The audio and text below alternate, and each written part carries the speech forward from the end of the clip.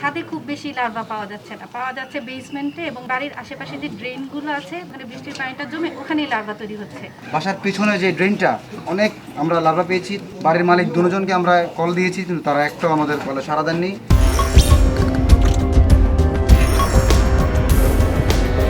এখানে আইলে এরা রুম এরা এই তালা খুলবারই চায় না। এরা কি বিলবিলেতাছে রে ভাই।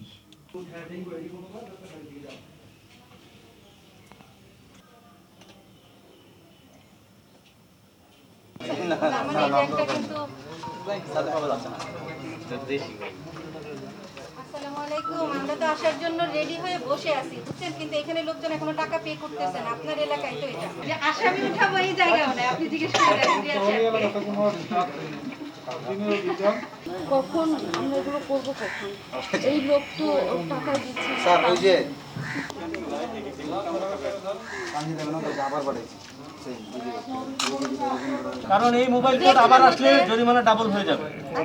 হ্যাঁ, এই ধারণাটা আপনার মধ্যে রাখবেন না যে কাজের লোক আসে নাই, এর জন্য আমরা পরিষ্কার করতে পারছি না। যদি এটা আপনার বাড়ি এবং আপনার মানে অধিকারভুক্ত এলাকা হয়, সেক্ষেত্রে আপনাকে নিজে হলেও পরিষ্কার করতে হবে, ঠিক আছে? স্যার নিচে যেও এখানে তো আমি ফার্স্ট আসলাম, নিচে কখনো আসি নাই। আপনি একটু 3 দিন 4 দিন পর আমরা এই এলাকায় লার্ভি সেটিং করি এবং ফগিং করি।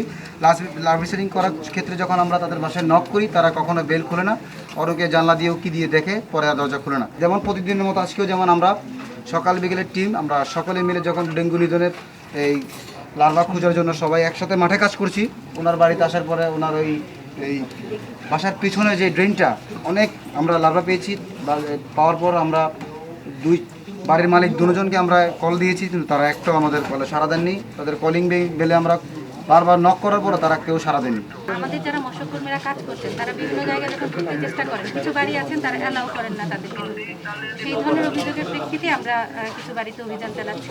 তো আজকে এখানে এসে আমরা অনেকক্ষণ দাঁড়িয়েছিলাম, তারপর ওনারা দরজা খোলার পরে এখন আমরা তাদেরকে জরিমানা করেছি। এখন আমার নতুন যেটা আমার একটা অবজারভেশন, ছাদে খুব বেশি লার্ভা পাওয়া যাচ্ছে না, পাওয়া যাচ্ছে বেসমেন্টে এবং নিচের মানে বাড়ির আশেপাশে যে ড্রেনগুলো আছে, বাইপাস পানি চলে যাওয়ার জন্য ওখানে বৃষ্টির পানিটা জমে ওখানেই লার্ভা তৈরি হচ্ছে, পার্কিং এরিয়া। সুতরাং আমি সবাইকে অনুরোধ করব তারা যেন তাদের পার্কিং এবং বেসমেন্ট এবং জাস্ট বিল্ডিংয়ের কর্নারগুলো তারা পানিগুলো যদি হয় একটু ঝাড়ু দিয়ে পরিষ্কার করে ফেলা, বা পানিটা মানে ছাদের ক্ষেত্রে যেটা হচ্ছে পানিটা কিন্তু ড্রাই আউট হয়ে যায় সূর্যের আলোতে, গরমে এবং লার্ভা বাঁচে না।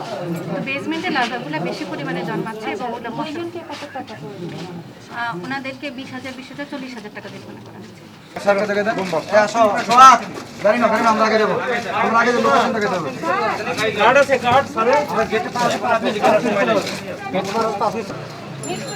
যাদব ঘোষ গলি। যাদব ঘোষ গলি, ওখানে যাবো এখন।